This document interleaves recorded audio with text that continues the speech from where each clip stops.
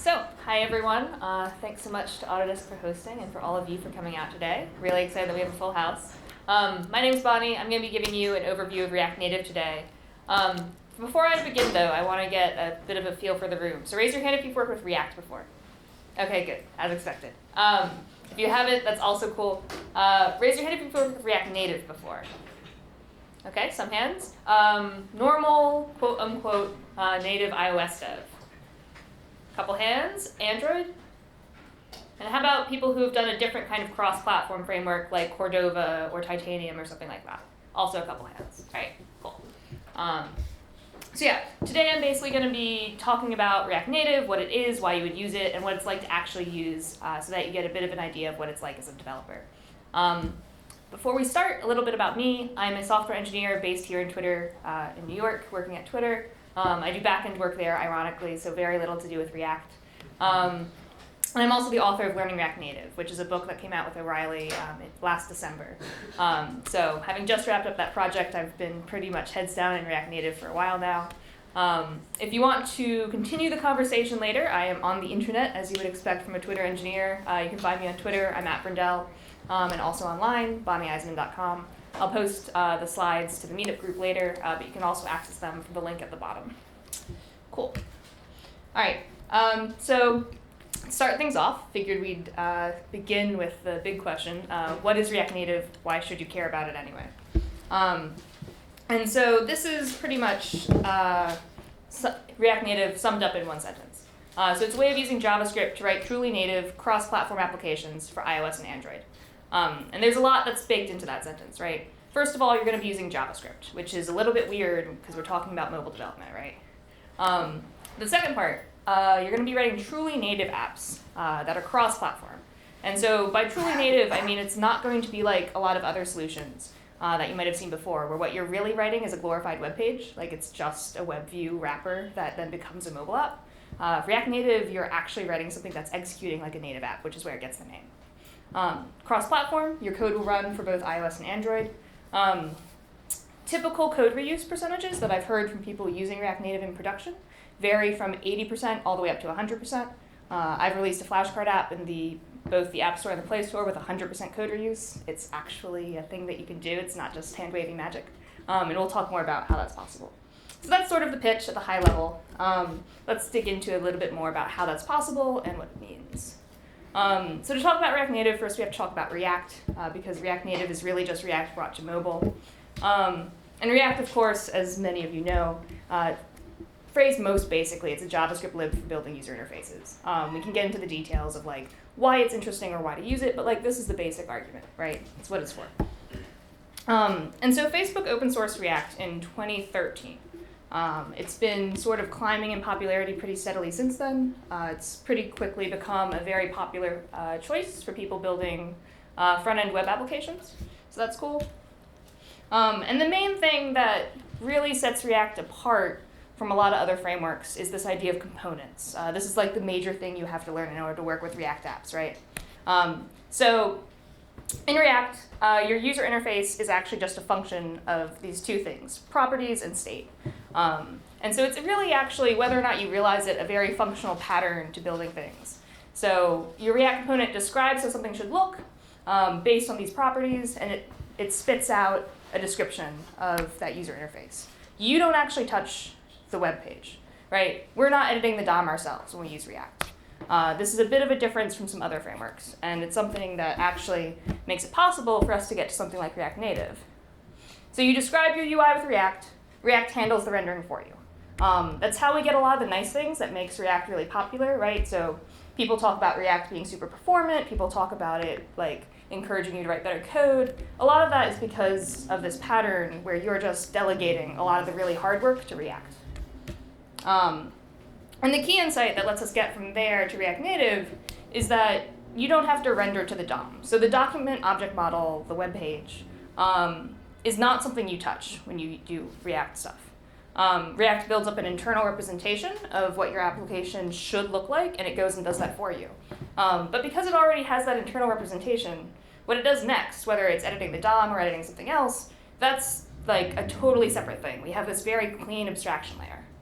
So what we get is that on the web, we have the top version, right? So you write a React component, it has a render function that spits out some HTML markup. You hand that off to React.js. React.js goes and edits the browser stuff. React Native is really just the same thing. You have a render function in a component. It returns some markup. React Native builds up its internal idea of what your app should look like. And then it has this nifty thing called the bridge, which goes and translates that into actual calls to iOS or Android APIs. So in iOS or Android, you have Objective-C or Swift or Java API calls that will draw views onto the mobile app screen. React Native basically just has this thing called a bridge implemented that takes its internal representation, figures out how to make that happen with the real native API calls, and then does it. And it does this all behind the scenes, so you don't have to worry about it. And that's what I mean when I say that it's actually native. It's not a web view. You're writing something that is in JavaScript, and you're writing with things that might look like HTML or CSS markup, but you're not writing a web page. There's nothing web about this except for the stack that we're using. So React versus React Native, this is just the difference between web and mobile. The patterns of how you work with them are exactly the same. So in terms of how this actually gets done, when we're dealing with the browser, we have basic building blocks, div tags, images, spans, paragraphs, lists, whatever. Mobile, very similar. You've got views, images, texts, list views. You have access to all of these things. And so these basic building blocks, these components, are how you build up your React components for React Native. And you're invoking real APIs under the hood. So like that list view component or that view component is actually going to render to a UI view or whatever is appropriate for the platform you're working on. That's it. That's like literally the whole summary of like how it's possible that React Native exists. Obviously, there's a lot of work that has to go into it in order to make this performant and make this like easy for the developer and how to get it all set up. But Facebook has done the really, really tedious work of building that bridge for us for iOS and Android. So now we get to have fun, right? So that's sort of the high-level overview of how it's possible. Now I'm going to talk a bit more about what it's like to actually use. So your components look pretty similar to the way that you might have seen components for web. So you write a render function. It's going to return some markup. If you've used JSX before, this will look very familiar. If you've been avoiding using JSX with React for web, I'm sorry, you're going to have to use JSX if you want to be doing React Native. I promise it's worth it. But you also have access to things other than the very basic building blocks like text and view, right? Because we're invoking real APIs, we can also write bridge components that invoke other APIs besides boring things like views. So say a date picker iOS will render to an actual date picker iOS. This is not like it exists with certain cross-platform things like Ionic, where they're basically just writing mimicry, right? They're like styling stuff to make it look and feel native, but it's not actually. This is actually the real iOS date picker. So if Apple releases an SDK update that changes how that renders or changes the animation, React Native doesn't have to update their code. It's already doing the same thing. Similarly, you get access to other native APIs, right? So you can actually directly access the camera roll. You can query for geolocation. All that stuff is really, really simple.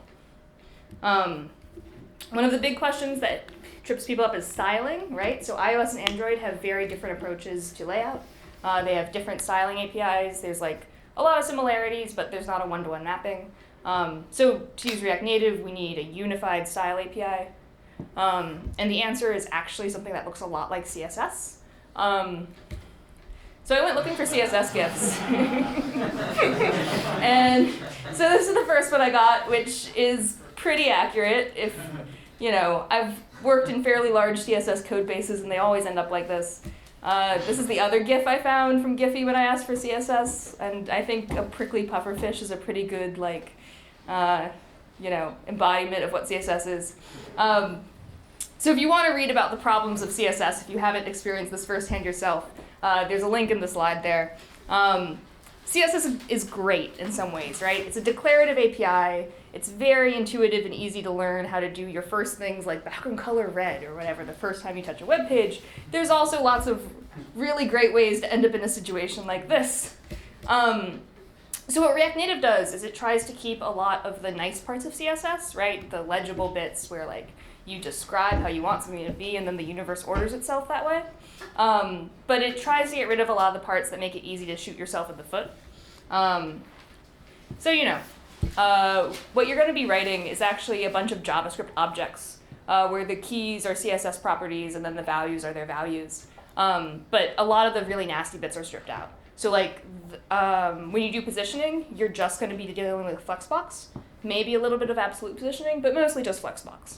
If you haven't worked with Flexbox before, it actually solves the vertical centering problem. Oh my god. It also, you no longer have inheritance problems. There's all these interesting things with how React Native handles this so that it looks a lot like CSS, but you're going to have to learn how to work in this subset. And it's really nice, right? Flexbox makes things easy. Here we go. Okay. So styling on React Native does require a little bit of a learning curve, but it ends up giving us a really nice and unified style API that doesn't require that much new knowledge if you're coming at it from a web background, and is pretty maintainable and easy to work with. So that part's cool. This is an example of a flashcard app that I built and then deployed to both app stores. And it's just like a React app, even though it lives on the phone. So like it's built out of components, right? You end up with a component tree. Even though you're dealing with mobile instead of with web, it ends up looking really, really similar to the way that you would lay out a web app. The other thing I get a lot of questions about is developer setup. It's just normal mobile development, but with JavaScript, which means that you're going to have a bunch of things running because you're going to have both of those developer environments up and working. So like, here's a screenshot of my desktop while doing React Native dev. You can see I've got Xcode open in the background. You have to have it open, but you don't need to actually use it, which is great because, wow, I have spent too many hours of my life wrestling with Xcode. You can use whatever text editor you like, whether that's Sublime or Vim or Emacs or something else. Open up the simulator, so whether it's the iOS simulator or the Android one. You can also live test things on your phone and an actual device. You have a React Native packager running in the background, which you start with npm start. There's a lot to juggle, but once you actually sit down and look at it, it's literally just normal iOS setup, normal Android setup, whatever JavaScript developer environment you prefer to be running. So you get a lot of control over your tools. You also get some really nice features. So like, you can shake your device and bring up this development menu. And there's instant reload. So you can set it up so that when you change a file, it'll actually update your app, which when you hit save, which is amazing. If you've wasted like hours of your life working on mobile before where you have to recompile everything to make that 1 pixel adjustment, this is awesome. You also get debugger tools. So like you can use the normal Chrome debugger to debug your mobile app, even when it's running on device, which is really, really awesome. So that's great. Like you can not only can you print to the console and use the normal developer console, but you can actually like pop into Chrome and there's source maps and you can see that like this is actual React code. It's pretty great. And then you can deploy for real. So there's no like extra hangups that I went through or that I've heard anyone going through during the review process just because they're doing a React Native app instead of a traditional app. Which means it'll take 2 weeks to go through Apple's review process. Thank you, Apple. And it'll take between 24 and 48 hours to go through Google's. But actually, we do get one nice thing, which is over-the-air updates.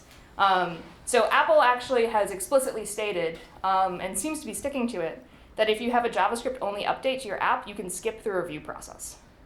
That's 2 weeks that you don't have to wait to push out a bug fix. At least to me, it feels like magic.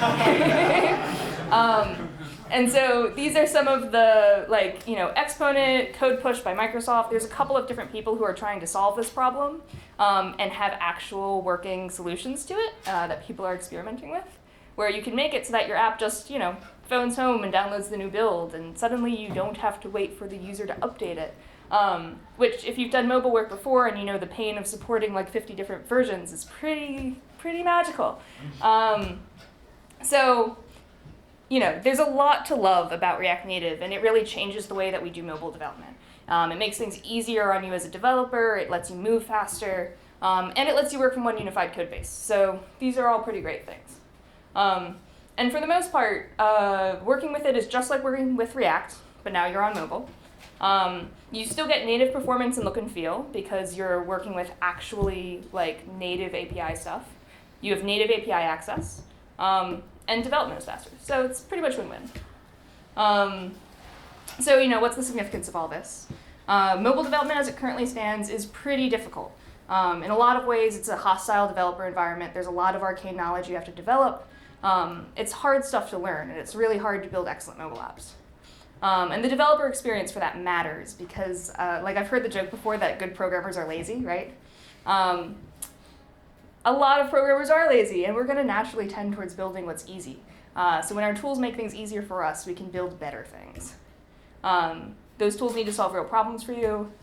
And React Native, I think, really is an attempt to make mobile development easier and make it easier to build really, really high-quality mobile apps so that you can build more interesting stuff.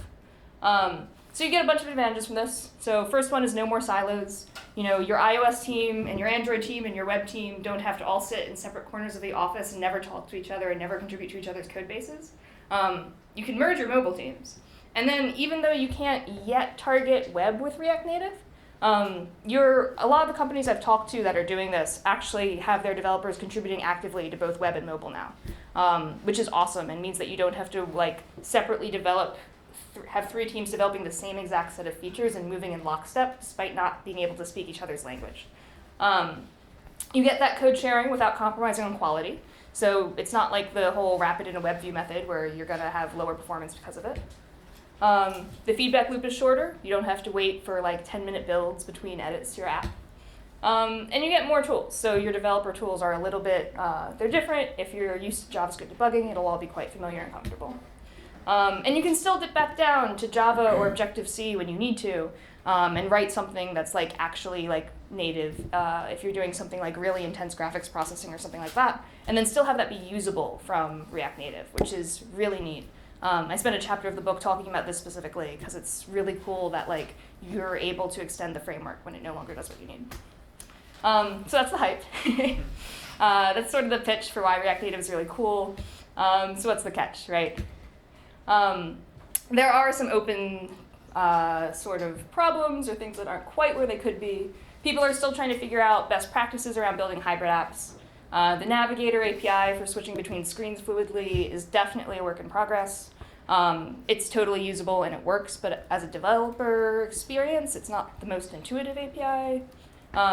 Animations are currently something that's being worked on a lot actively, much like with React for Web, animating things doesn't quite fit into that whole declarative syntax components have going on. React Motion is a really cool solution to that, and I expect to see a lot of that kind of approach merged in soon. The upgrade path between versions is a little bit wonky sometimes. These are all things that are a little bit suboptimal right now, but are being worked on. Despite them, I still think it's absolutely a thing that's ready for production, but things to be aware of. Other drawback to using React Native. Raise your hand if you've seen this talk before. Yeah, if you haven't, you should really go watch it. It's really great.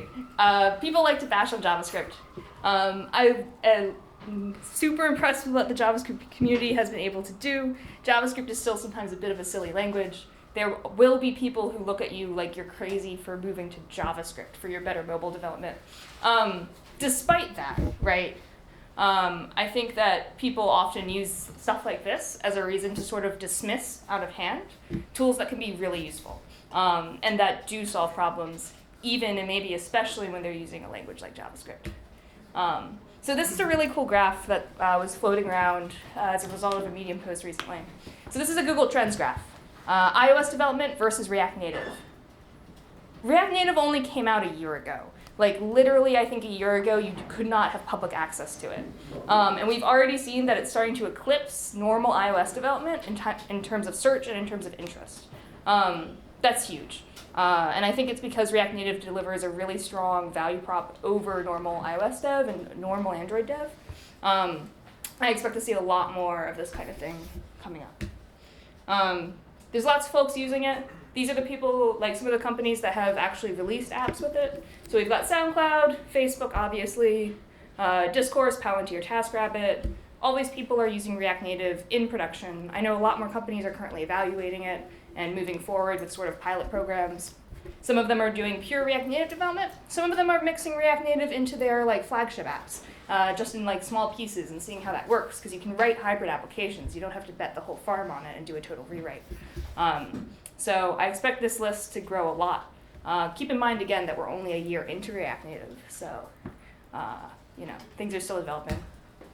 And so then what's next from the framework?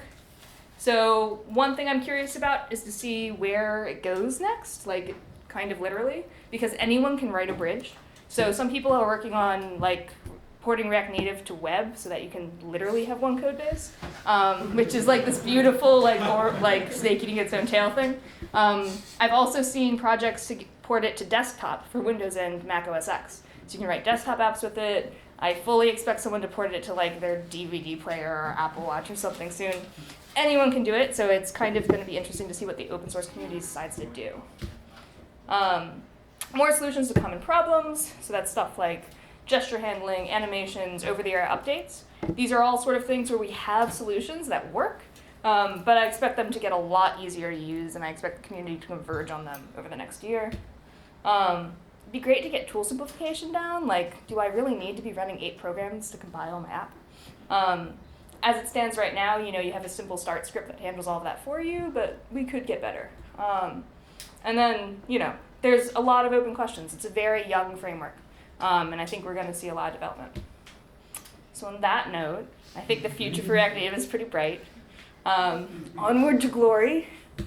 And thanks for having me.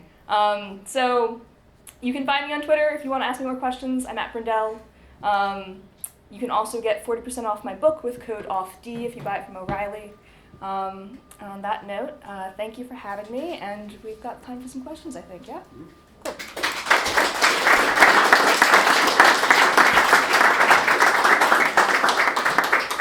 All right, one in the back. Yes. So you said that you deployed to the Google Play Store.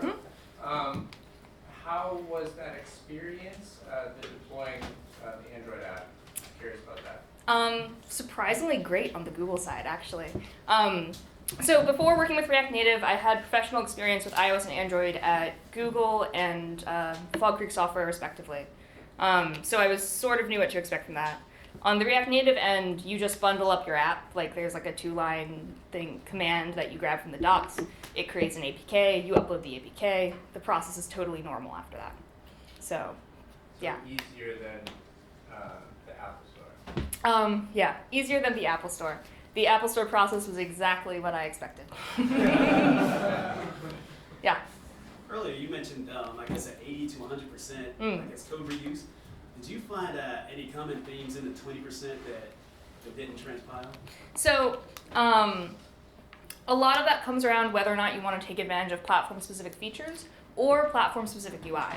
So there's certain kinds of things around tab bars or sliding menus where people expect them to behave differently on one platform or another. And to build a really high-quality mobile app, you should be studying the best apps on each of those platforms. And then React Native makes it really easy to just take one component, modify it to behave differently on 2 platforms, and then have the rest of your app still be cross-platform. So I think most of the difference I've seen is whether or not your app in particular should have different behavior. Yeah. So the date picker example you used was a native iOS date picker. Correct.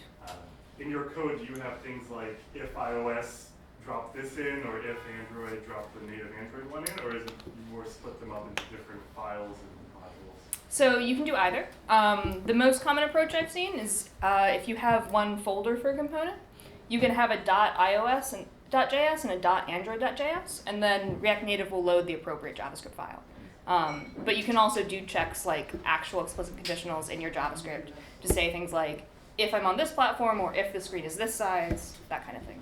You could do the same for styles. For example, you have an app that goes from Android and iOS, and heading sometimes is different because it's 2 different platforms. But if you have .iOS and .android, the system will React Native will pick it up, which one it's going to need. Yeah. I don't do anything for it. Yeah, it's actually a really cool pattern because it means that you can get like the platform-specific behavior where it matters with very little effort as a developer, which I've found so far to be pretty useful. Anyone else? Yeah. What's the story about automated testing? What do you suggest? Is it just React testing? Yeah, so if you've already got testing in place for your mobile app, then like I know some people have like screenshot-based tests that they use, so that obviously can stay the same. And then whatever tests, like you can test your React stuff in isolation because it's just JavaScript, so you can test it with normal JavaScript tools. I believe that egghead.io has a really good like suite of video tutorials on different options for that. I usually use Jasmine and Karma as my test runners. Don't use Jest is the only hard recommendation I would make. Jest is referenced in the React docs, but it's very slow and probably doesn't meet your use case. But otherwise, yeah. I would actually use the one that just came out from the Airbnb, Eisenman. Yeah, I haven't tried Enzyme yet. It looks really cool. Use some vodka on the lead, so it's really fast. Yeah, I saw Airbnb's post about that, and it looks definitely like something worth looking into. I'm trying to figure out this 100% code reuse. I can get if you like turn the style into an object, use flex for mobile, but I mean at the end you still have to. You showed like list view versus UL, right? Like where it seems like there necessarily has to be a gap between 100%. Okay. Like 99%. So when I say 100%, I'm talking about for the JavaScript code. So what happens is that when you create a new project, you basically run React Native init and then the new project, and it creates Android and iOS boilerplate, which both basically just load an app and then point it to the JavaScript. And you weren't talking about between mobile and web. You're talking about between Android and iOS. I'm talking between Android and iOS, yeah. So yeah, the boilerplate of like actually loading it onto Android and iOS has to be separate. The starter code for those apps is just totally different. Yeah, if you download React Native and you run the init command to make a new project, you can see the bare minimum necessary to launch a React Native app, and it's really useful to look at that code. Is there any kind of interop inside of your JavaScript, or do you have to want to use like a native API? You have to like Java out to it or something? So let's see how to put this. The easiest way to do that probably is you write a new Java native module and you expose that to React Native. And then from your JavaScript, you can require it and it just magically will work. And so we go through the motions of how to build a hello world for that in the chapter I talked about in my book, so that you can see how that would actually work. And then you can build out from there. If you're doing something that actually should render to a component, you can have a React component that's really just all written in Java or something like that. Or you can have it behave like a library. There's a lot of options. I know some Android phones, the cameras like flip the wrong way depending on who's the manufacturer. Yeah. Does React Native deal with that, or do you have to do that? That's a great question. I suspect that React Native does not deal with that. Just going to go out on a limb and guess. This is, of course, the great joy of Android development. Yeah, I'm pretty sure that that it exposes an API that lets you check that, but that's something I would need more strange Android devices on hand to test. Just curious, for your flashcard app, what did you use for storage, or do you have a client database or anything like that? So I use just local storage. Like there's a local API for key value store. There's an experimental SQLite DB implementation for React Native that's interesting, but I couldn't quite get working. I think it hasn't been updated for the latest React Native versions, which is sad. Yeah, and then of course there's Realm, which was announced at ReactConf this year, which is I think definitely worth looking into. I can also say there's a Couchbase Lite. It's really easy to get out of running. Yeah, I've heard good things about Couchbase too. I think a lot of people are really just still figuring out what they want to be using. Chris. What are your thoughts on React Native as a first foray into mobile development? Someone is familiar with React, never done iOS or Android. Do you recommend just diving right into React Native versus reading up a little bit on one or the other? So I would absolutely recommend React Native as a first entry point into mobile. It's like if you have prior React experience. I don't think you should be learning both React and mobile at the same time. Yeah, I think it's an awesome way to learn mobile. It makes things really comfortable. If you're going to do that, I think that you should be willing to try to read code you don't understand for when you're if you do encounter any weirdnesses and you find yourself looking at a third-party module, like you can npm install React Native modules, which is awesome. But you might find yourself having to read Java code or Objective-C code, and you don't need to understand all of it, but you should be willing to like give it a try and try to develop some reading knowledge, and that will, I think, help you a lot as you get used to working for mobile. I have a quick one. Seeing as JavaScript is single-threaded, one of the cool things that React in the web does is batch UI updates for request animation frame. Is there an analogous thing for native? Yeah, so I think the engine for doing that is largely the same, actually, because React's reconciliation logic, I'm pretty sure happens before the actual rendering step. So I think that's actually equivalent with React Native. There's also a lot of native-specific optimizations to like how those things get translated that are still ongoing. Like a really cool animation-related one got merged today. That was really cool. Like just smarter ways of like translating from React's internal representation to actually rendered stuff. But yeah, absolutely. React spends a lot of time like trying to make performance the default, so that like the natural way for you to write your code is also the most performant. Cool. One more question, and then we'll move to tables. Yeah. Yeah, sounds good. Cool. What about something like HTTP requests? Is there like an XHR or a fetch polyfill, or do you need to use like a specific one? There's an XHR polyfill and a fetch polyfill and a WebSockets polyfill. So you can just use whatever makes the most sense to you. All right. Cool. Awesome. Thank you so much.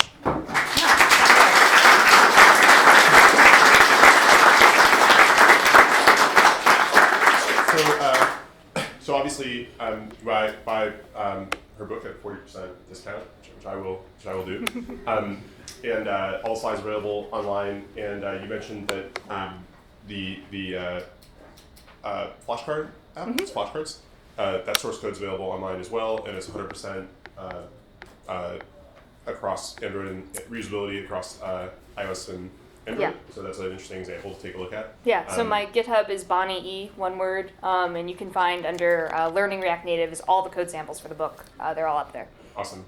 So I think like, there were multiple people who asked questions where I was like, I bet that code base has like embedded in it the answers of if it's a good place to start to learn mobile development or consistency across code bases.